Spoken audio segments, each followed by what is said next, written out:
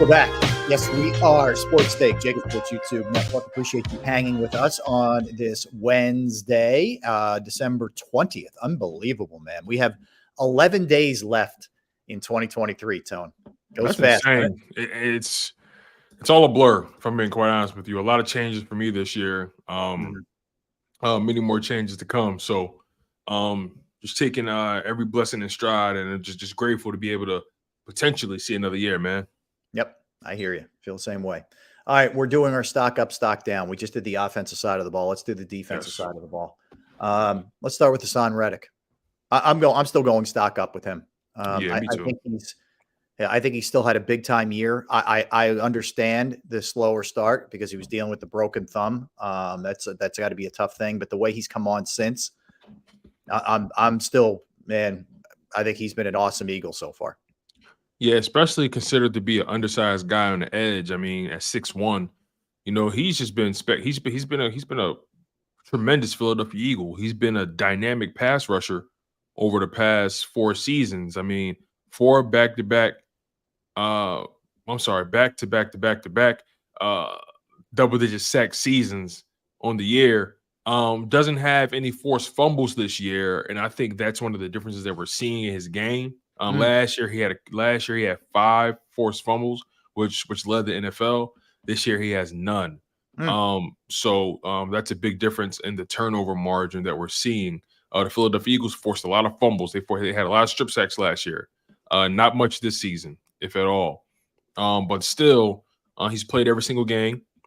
He's been healthy despite having the cast, and has 11 sacks on the season, man. 11 tackles for loss, 19 quarterback hits. He's been a dynamic player. So got to give credit where credit is due. He's arguably been their most consistent defensive player too. I agree. I think he still impacts a game. I think when there have been other guys who have been pretty quiet this season, he's still been a guy who's been consistent week in and week out. So, and I think there's still a lot to come from him. So I'm stock up. And then also another thing, remember, he didn't get any sacks the first 3 weeks. Right. So the injury, yeah. These 11 sacks have come over the past 11 games.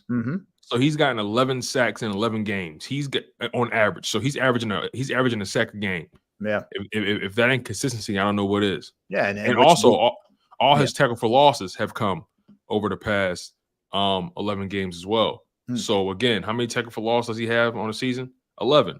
So every game he gives you a sack and a tackle for loss. And I think they actually count those as the same, if I'm not mistaken. They do. Regardless, though, he stays in the backfield and he wreaks havoc. Yeah. All right. Josh Sweat. Stock down. Too quiet, man. Too quiet lately. Stock down, man. And I've always given him grace because of his circumstances. But right now, only 6.5 sacks on the season. Not terrible, but a guy like him, you expect more. I mean, he hasn't had a sack in the past 5 weeks. Like, we got to keep that in perspective. And again, I understand he's at a career high in snaps, and I campaign for him all the time, and I try to have his back in every regard because of that. He has so far in the season, through 14 games played, 722 defensive snaps this season. And last season he had 587. He's going to have north of 200 more snaps played this season than he did last year. That can affect your game. That can have a huge impact on your motor. So I try to give him grace, but when you look at the numbers, stock is down. Yeah, it is. It is. I mean, look, it's about production, and he hasn't been getting to the quarterback enough. He made a big play on a tackle in the backfield on Monday night, which was awesome. He blew the play up, but you're paid to get to the quarterback, and you got to be more consistent with that. And there's too many times where he just isn't there as far as that goes. So he's down. He's down. He's got to pick his game up. He is one of the guys you can absolutely point to. If the Eagles are going to get it together, he's got to play better. Yeah, he is a direct result of that. I mean, collectively they all do, but he's certainly one of them. Brandon Graham. Stock's down. It is. Sack, you know, in the game Monday night, and I know he has limited reps. He hasn't had the impact he had. He had 11 sacks last year. Yeah, limited reps, limited impact. Yeah. You know, last season, his snaps down are his snaps are significantly lower this go around. Last year he had 474 defensive snaps, played 43% of the reps. This season, only 300 total snaps, 31% of the reps. His defensive contributions have dropped 12%. So they're clearly holding him back and not allowing him to go out there and, you know, do his thing. Granted, he's 35 years old, but that's such a drastic drop off, if you ask me, you know, from snap count. I think they need to give him more reps, something. I don't know. 34 and 35, man. Like, is it really that big of a deal? Like, you know what I mean? I don't know. It's not. I don't know, man. So yeah, his stock is definitely down. On the season, what does he have? He has 3 sacks, coming off of his career high year and 11 sacks last year. Stock's down, man. But also last year was an anomaly for him. You know, it was that whole team. They had 70+ sacks last year. That doesn't really happen 70. often. So yeah. You couldn't really expect that, but I kind of expected him to have at least 5 or 6 sacks by this point in the season. I would have given leeway. I didn't expect 70, but I didn't expect it to drop off like this either. So yeah. I didn't expect double-digit sacks from him this year either. I expected at least 6 at this point in the season. Yes, agreed. So, all right, let's go. Fletcher Cox. I'm firmly in the stock up. I think he's had a heck of a year. Yeah, man. Fletch is interesting because, you know, I think he's playing the most snaps out of all the DTs, which is crazy for a guy being in what? He's like in year 12 or whatever it is. Year 10, whatever it is. So a year 11, I think. Let me count this. 1, 2, 3, 4, 5, 6, 7, 8, 9, 10, 11. Oh, wow. He's been in the league that long? Yeah, this is like year 12 or something. Yeah. Yeah. So where is he? He has 5 sacks on the season. He's played the run well. Plays the run well. He's playing 66% of the snaps this season, which is numerically more than what he did last year. Last year he played 65% of the snaps. This year he's playing 66%, and it would have been higher. But remember, he didn't play, or he didn't finish the Bills game, so that number would have been higher. Yep. Nonetheless, though, has been a force. Has been getting in the backfield, forced a fumble for a touchdown. You know, he's been a hell of a player for the Philadelphia Eagles still at age 33. If they can find a way to bring him back, you know, I would love to have him rotating with JD and JC. Agreed. I absolutely would love to have him back next year. All right. Jalen Carter. See, this is interesting because it's impossible to stay up or down based off of last year, but but just based off of what you thought, he's up. He's better than he came out guns blazing. Right now, as a rookie on the season, what does he have? He has 5 sacks, 6 sacks, something like that. Let me make sure I got the number right. On the season, he has 5 sacks, a touchdown, 2 forced fumbles, 7 tackles for loss, 8 quarterback hits. You know, he's been and he defends the run very, very, very well. He's played 53% of the snaps for the Philadelphia Eagles, 471 total snaps. He's in talks for Defensive Rookie of the Year. There's a chance he might get it. So, yeah, man. I love everything about Jalen Carter's game. Love everything about his size, his build, the mentality. He's lived up to the expectations without a doubt. Yes. All right. Agreed. Let's go. His running mate, Jordan Davis. I'm gonna say stock up because Jordan Davis came off of an underwhelming rookie year, and everything he gave you this season was just, you know, athleticism. The motor was higher. He even came in to give you a few sacks here and there. Run defense has been great for the most part, except for the past, you know, several games where the team itself kind of just hasn't really had a good run defense situation. But overall, I would say stock up for Jordan Davis. I just love how he's responded this season. I think he's been excellent. I think he surprised me how well and I think he's hit a little bit of a wall, but I think his play Yeah. against in the passing game has surprised me. I thought he was almost going to be used strictly as a specialist. I thought he Hmm. was just going to be a running guy. But Yep. you don't have to take him off the field necessarily. Yep. And And I also, think, yeah, career he's career high in snap counts. Granted, only been in the league for 2 years, but last season, 26% of the defensive snaps, which is 224 total defensive snaps. This year, 45% of the defensive snaps, which is a total of 430 defensive snaps. So he's just been on the field way more. And remind you, last year he did that. He put up 26% of the snaps in 13 games played and 14 games played this year, 45%. And he's been a starter. He started every single game for them. So yep. he's been an Iron Man this season, especially dealing with the injury bug last year.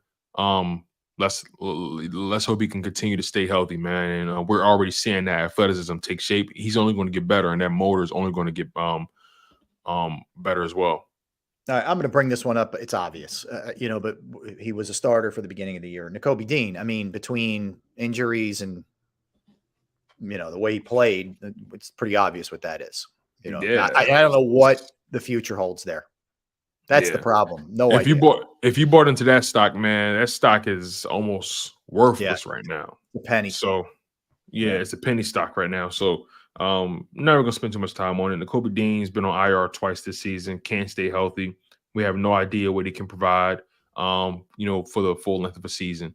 We have no idea what his ceiling is, and we don't know if we'll ever find out if he can't stay healthy. So that's where I'm at with him, man. I'm not even going to kill him.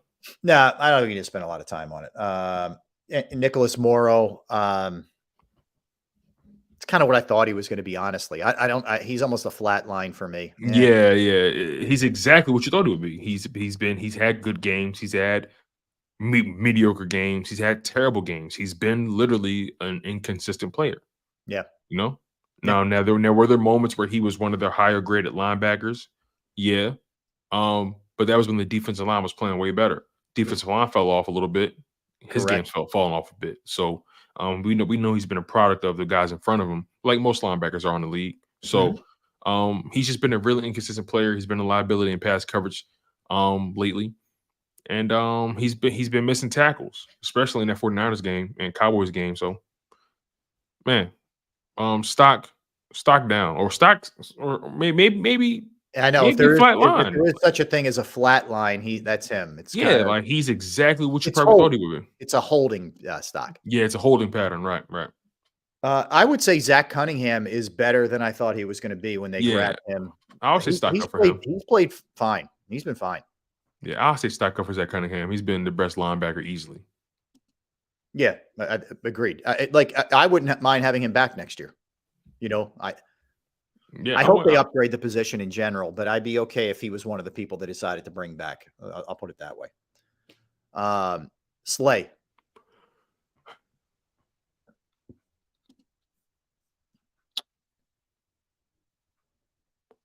I feel like Slay is a flat line because last year he started off really well, then he kind of tapered off a bit.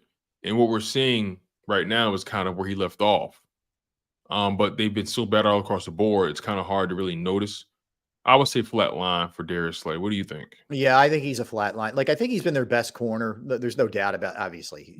But comparing him to right, but also what's a 6 in a room full of 4s? I agree. I mean? No, you're right.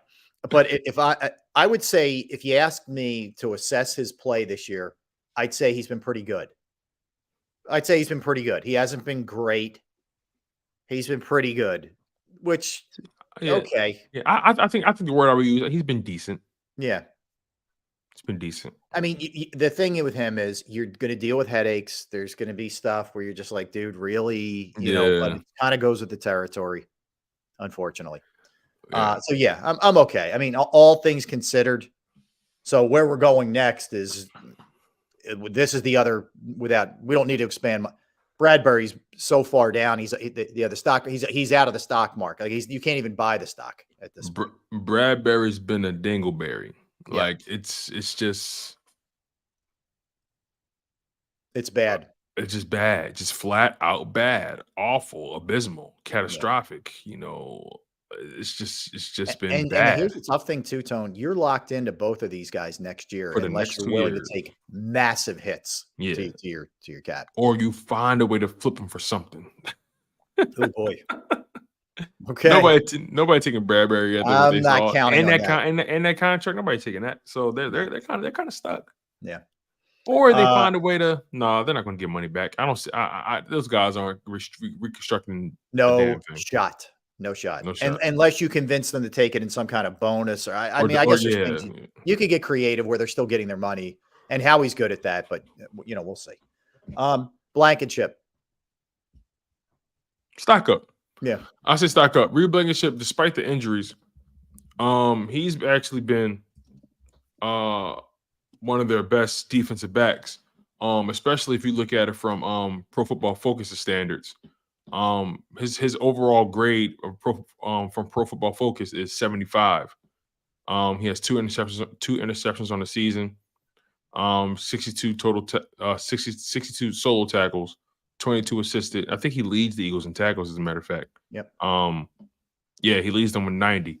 But that's also not a good thing. When your safety leads your team in tackles, that's not a good sign for your linebackers and anybody else. So but he's also just everywhere on the field. So I'll say stock up for Reed Blankenship, especially knowing where he came from, Middle Tennessee State, undrafted guy. Made some plays here and there. I'll say I'll say stock up. I think he's stock up too. I mean, I think he's shown you that especially if they can figure out a way to pair him with a good other safety, I think Reed Blankenship's going to be just fine. I think he's shown them and shown us that he's a starting caliber safety in this league, and these guys still has the nose for the ball, and he will hit you. Yeah, he's made some mistakes that first year starters make, but all in all, I'm good there. I'm good there. I don't know if this is even fair. Kevin Byard, it's tough. He hasn't been here that long. You know what he looks like, Tone? He looks to me like a guy who is on the back nine. Yeah. Yeah, the back nine or in the wrong situation. We haven't really I don't know that gotten. this defense complements him Yeah. either. The style. Yeah, and he doesn't have the speed anymore. Yep. So I mean, I admire the swing how we made. I mean, Terrell Edmonds, Kevin Byard. I think I'll take my chances with Kevin Byard. And he just hasn't been the guy. All right. I don't know. Is it fair to even throw Roby into this?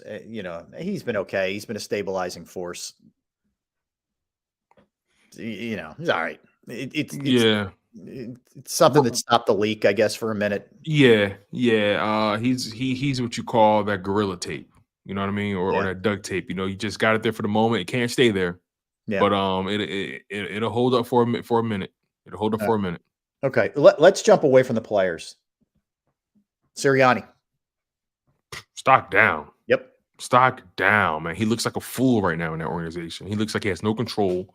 He looks like he has no idea what's going on. He looks like he's just being sent out there to say things that he doesn't even believe in. He's had an embarrassing week. And he should feel that. So his stock is down, in my opinion. I think he's down. Your team is headed in the wrong direction. If you had any kind of say in the hiring of Desai or the elevation of Brian Johnson, you got to wear some of that. You don't appear to have the answers to be able to fix what's ailing you right now. And to come out and lose again a game like last week in the manner in which you lost to a team that was not as good as you and more injured than you, it's a bad look all around. This whole, you're right. This past week is a black eye for everybody, man. It's a bad look for everybody involved in the front office and the coaching staff for sure. I'm not trying to kick a guy when he's down here, but Desai, obviously, I think it was. I blame the Eagles more than I blame him. Yeah, I'll be honest. I'm not even going to really do it to Desai. I don't like how that whole situation played itself out. Yeah. My thing is, again, if he lost the job, fire him. Just fire him. Get him out the building. Yeah. Cut ties. cut ties. It happens. Move on. Yeah. Admit the failure, fire him. But no, you want to keep him in the building for some reason.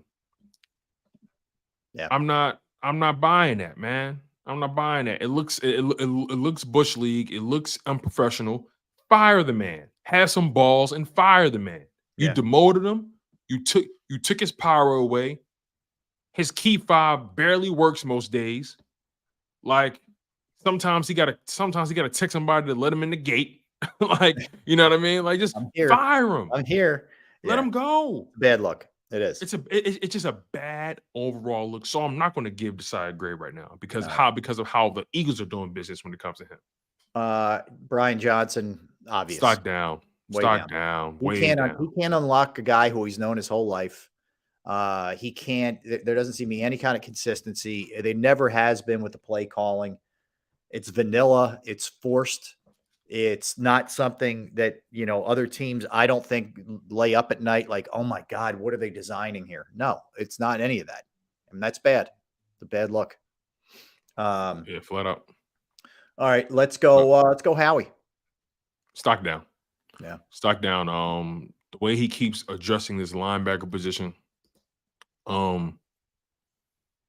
Unfortunately, even though it's revisionist history, he miscalculated or overestimated James Bradbury. And again, I can't kill him for making the move, but the results, man, this is a results-oriented business. And it's looking like a bad contract now. Mm-hmm. The Slade contract is looking like a bad deal right now. So stocks down, especially for miscalculating the Nakobe Dean situation. You completely mishandled that. And I said that from the beginning. I said it before training camp even started. I said they're going to regret letting TJ Edwards walk. Out of all the lost players in free agency, and he wasn't even the best player they lost. But in my opinion, he was the most valuable player they lost, and they allowed him to walk after developing him. That is malpractice at its finest, if you ask me, Rob Ellis. I agree. You didn't draft him, but you signed him as an undrafted free agent. You might as well say you drafted him. You developed him, and you let him walk. And I know yesterday D Gun said he wanted to go home. I don't believe that was just the case. I've asked John McMullen this multiple times. He said they didn't make him an offer. If someone doesn't make you an offer, I mean, do you have an option? You don't have any choice. No, you have no choice. So he went to the next best option, and it just so happened that he was able to go home. So I'm not buying that he just wanted to go home. I don't think that was the case. Who wants to go play in Chicago? I don't care. Listen, I'm from Philly. If the Eagles suck and I'm playing in Atlanta and we hot right now, and I got a chance to sign a contract between either or, I say, listen, Philly, I love y'all, but we in Atlanta, we cooking over here. Right, and you can always have your home there in the off season. That's great. Exactly. Doesn't mean you got to go get your head kicked in. Exactly. The team's not doing. But they didn't make him an offer, and that's the disconnect. They didn't make him an offer, and therefore, how can you go somewhere where clearly they're not wanted? Yeah, it stocks down for Howie. I mean, there's TJ Edwards. That's one of the glaring ones. There's no doubt about that. But perhaps more important than that, Tone, is you and Jeffrey Lurie and whoever else the decision makers are decided Desai was the guy, Brian Johnson was the guy, and you rolled with both of those guys. And we've seen the direct results. You've already pulled the plug on one. The other one's teetering, and there's no denying that. Like they look like massive mistakes right now, not to mention the fact that you didn't do enough on the defensive side for sure to stabilize. They were very thin. Like, what was the plan after Nakobe Dean if that didn't work? Right. And that goes into my question that I had for you earlier, right? What are the odds Howie Roseman and Jeffrey Lurie change or alter the way they build rosters, coaching staffs, and do business? And do you think they ever will notice the error of their ways? First of all, great question. If you can't recognize, especially if they get bounced early in the playoffs, if you can't recognize that you made mistakes in the way that you approach this offseason, it's really a bad sign for Eagles fans, because there's no self-awareness or self-reflection if that's the case.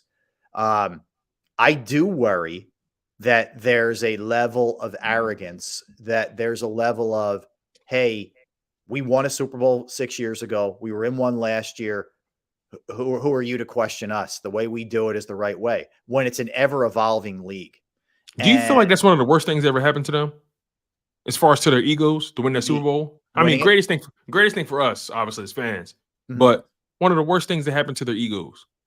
Well, because yeah. I'm sorry, go ahead. I'm sorry. Go ahead. No, I think to answer you, I think what happened was I think it was affirmation to Howie that when I got booted out of this thing, I went back and did the right things and learned from my mistakes and how I can get better. And I got better and I did the things to help us win a Super Bowl. I think it gave him affirmation as far as that goes. But what I wonder is he able to evolve and get better without having something that extreme happen to him? You know what I mean? Like, I know what you mean. Yeah. Meaning, hey, we brought in Nick Sirianni the first year with Nick. We were in the playoffs. So next year we're in the Super Bowl. Like we got this. Maybe this is the comeuppance or the wake up call that he needs to do something different. I just wish it didn't have to be this year get sacrificed for it. That's kind of the way it feels like they fell back into the old, we don't need a linebacker. You need at least one. Yeah. You need at least one guy that's competent. Come on. And I just don't know that the judgment was there. Like I can understand Johnson. Johnson was a hot commodity. He was there with Steichen. Like I get that one. I understood it too, by the way. I understood it, but did I agree with it wholeheartedly? No, because in my mind, I'm like, my thing is, if your Super Bowl window is now and you have a quarterback who's developing quickly, I want to put the best and most experienced people around him. Yeah. And I feel like they didn't do that. Yeah. I feel like they fell back and said, look, we got a late start on this thing because we were in the Super Bowl. Okay, let's just elevate from within, because what that'll do is it'll show that we know how to develop coaches, and we have the guys in the building all along. It's like when you outsource for something, you're kind of admitting that we don't have it in the building, right? We need to bring this in. When you elevate from within, you're saying to yourself, or what you're saying to the world is, hey, listen, we do things right over here. Right. We always got the answers. It's sometimes how these moves are a bit ego driven. And Brian Johnson, even though it seemed like the right move at the time, obviously right now it's not panning out. Well, I think that the other thing they did, which now looks like a massive mistake, and I noticed I had 1 year of being a defensive coordinator under his belt in Chicago. They went with relatively inexperienced guys. When your team is on the cusp of winning a Super Bowl, you went to the Super Bowl, lost by 3 points. Is that the time to go young? Probably not. You can make an argument. The reason they lost that Super Bowl is because of lack of experience. Yeah. So you come back the final year with even less experience. Yep. So I think now, and you look at what they did. Patricia is a guy who's been around, whatever, however you feel about him, he's been around a long time, and that was their default mode. So that turns out was a big mistake, because think about it, Tone. As much as Sirianni's had really good success, he's in his third year as a coach. He's 40, I think he's 41, 42, whatever he is. He's pretty young. You would have been better suited having, I think, more experienced guys around him. Now, everything is hindsight. I get it. Yeah, he's 42. Nick Sirianni's 42. So everything's hindsight right now. But it's looking like that's a direction that you could have gone, with this team that's so close, rather than some growing pains along the way with some of these guys. So, yeah. And Nick Sirianni, I mean, he was an OC for 3 years in Indy. So it's like, okay, all right, 3 years as OC. All right, I can somewhat roll with that. You know what I mean? But again, when you look at how everything's been going, man, he has to, just as players have to continue to hold themselves accountable and develop and, tweak their game and add new moves to their toolbox. Like wide receivers, you want to, you don't just want to be the same player as you were in year 1 and year 5. You want to continue to just evolve your game. Sure. I don't think Nick Sirianni has evolved his mind as a coach. I think he's I think this team has been so talented. He kind of felt like he can ride that. Right. And he has not evolved or developed as a head coach. I really don't think he has. Well, I think the talent level was so good last year that maybe the coaching didn't have to be as good. You took enough of a hit talent-wise that now you have to coach these guys up. Like Paul asks an interesting question, and I think it's a thought-provoking question. He says, name the experienced coordinators who are available in mid-February who aren't already taken by, hadn't already taken other jobs. Meaning the Eagles went to the Super Bowl. That's a very good question. It's a fair question. Now, in front of me, I don't have the list of assistant coaches who were around that they could have grabbed. But that is a challenge when you go deep, that the pool is less for sure than what you had. And that's something I can do after the show is dip into it a little bit and look. But here's what I do know. Apparently these two guys were not it. Whatever it was, they were not it. But it's a fair question. Like it's a fair point. All right, let's hit it. Let's come back, Tone, and we'll dip into our NFL segment here. Some updates on injuries. Tommy Chicken Cutlets reverse course. So we'll get into that as well. There's a lot of ground to cover when we come back. Don't go anywhere. That's Tone. I'm Rob. We are Sports Take, JAKIB Sports YouTube Network. All right, let me tell you about Flynn Tree Services. Flynn Tree Services is an experienced, licensed, and insured Pennsylvania tree services company that will trim or remove any unwanted trees off of your property. They offer cost-effective solutions to any tree problem that you may face. So if you have any types of issues with your trees, your yard, your property, whatever the case may be, they're just a quick phone call away, and they serve southeastern Pennsylvania, South Jersey, and northern Delaware. Flynn Tree Services specializes in tree removal, stump grinding, as well as tree pruning. You go to their Facebook or Instagram page for more information or a sampling of their work. Give Flynn Tree Services a call at 610-850-2848, 610-850-2848, or online at flynntreeservices.com.